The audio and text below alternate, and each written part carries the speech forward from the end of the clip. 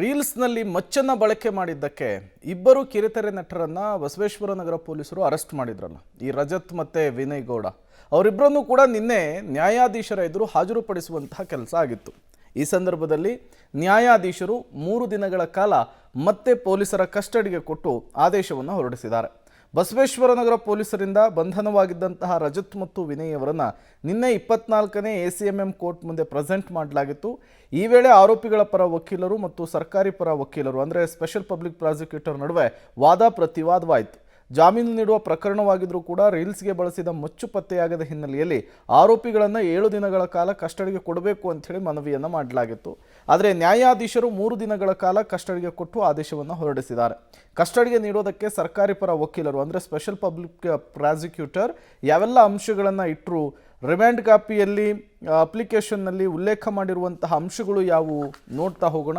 ಮೊದಲನೇದಾಗಿ ಪೊಲೀಸ್ ಕಸ್ಟಡಿಗೆ ನಿನ್ನೆ ನ್ಯಾಯಾಧೀಶರು ಕೊಟ್ಟಿದ್ಯಾಕೆ ಈ ಇಬ್ಬರು ಆರೋಪಿಗಳನ್ನು ನೋಡ್ತಾ ಹೋಗೋಣ. ರೀಲ್ಸ್ನಲ್ಲಿ ಬಳಸಿದಂತಹ ಮಚ್ಚು ಇನ್ನೂ ಕೂಡ ಪತ್ತೆಯಾಗಿಲ್ಲ. ಶಸ್ತ್ರಾಸ್ತ್ರ ಕಾಯ್ದೆಯ ಉಲ್ಲಂಘನೆಯ ಆರೋಪದ ಅಡಿಯಲ್ಲಿ ಈಗ ಕೇಸ್ ಕೂಡ ದಾಖಲಾಗಿರುವಂಥದ್ದು. ಅಸಲಿಯೋ ನಕಲಿಯೋ ಎಂಬ ತನಿಖೆ ಬಾಕಿ ಇದೆ. ಈ ರೀಲ್ಸ್ನಲ್ಲಿ ಬಳಸಿರುವಂತಹ ಮಚ್ಚು ಅಸಲಿನ ನಕಲಿನ ಅನ್ನೋದು ಗೊತ್ತಾಗಬೇಕಿದೆ. ಅದು ಗೊತ್ತಾಗೋದು ಹೇಗೆ? ಆ ಮಚ್ಚು ಸಿಗಬೇಕು, ಇನ್ನೂ ಕೂಡ ಸಿಕ್ಕಿಲ್ಲ. ಆರೋಪಿಯ ಪತ್ನಿ ಫೈಬರ್ ಮಚ್ಚನ್ನು ಕೊಟ್ಟು ತನಿಖೆಯ ದಾರಿ ತಪ್ಪಿಸುವಂತಹ ಯತ್ನ ಮಾಡಿದ್ದಾರೆ ಅನ್ನುವಂತಹ ಅಂಶವನ್ನು ಕೂಡ ಇಲ್ಲಿ ಸ್ಪೆಷಲ್ ಪಬ್ಲಿಕ್ ಪ್ರಾಸಿಕ್ಯೂಟರ್ ಉಲ್ಲೇಖಿಸಿರುವಂಥದ್ದು.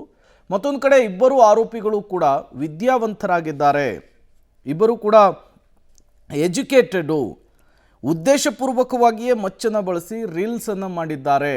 ಈ ಮೂಲಕ ಶಸ್ತ್ರಾಸ್ತ್ರ ಕಾಯ್ದೆಯ ಉಲ್ಲಂಘನೆಯಾಗಿದೆ ಅನ್ನುವಂತಹ ವಿಚಾರವನ್ನು ಕೂಡ ಉಲ್ಲೇಖಿಸಿದರು. ರಜತ್ ಮತ್ತು ವಿನಯ್ ಮೊಬೈಲ್ಗಳನ್ನು ವಶಕ್ಕೆ ಪಡೆದುಕೊಳ್ಳಲಾಗಿದೆ. ಆ ಮೊಬೈಲ್ನಲ್ಲಿ ರೀಲ್ಸ್ ಮಾಡಿದ್ದಂತಹ ವಿಡಿಯೋ ಏನಿದೆ ಅದು ಡಿಲೀಟ್ ಆಗಿದೆ. ರೀಲ್ಸ್ ಶೂಟ್ ಮಾಡಿದಂತಹ ಮೊಬೈಲ್ ಯಾವುದು ಅನ್ನೋದು ಕೂಡ ಗೊತ್ತಾಗಬೇಕಿದೆ.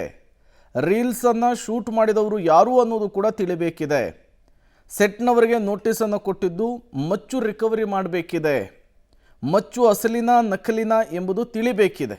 ಸರಿಯಾದ ಮಚ್ಚು ಪತ್ತೆ ಮಾಡದಿದ್ದರೆ ಕೇಸು ಅಪೂರ್ಣವಾಗುತ್ತೆ.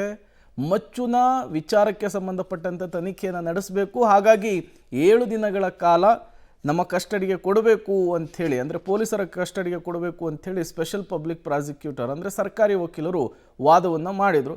ಅದಕ್ಕೆ ಆರೋಪಿಗಳ ಪರ ವಕೀಲರು ಪ್ರತಿವಾದವನ್ನು ಮಂಡಿಸಿದರು.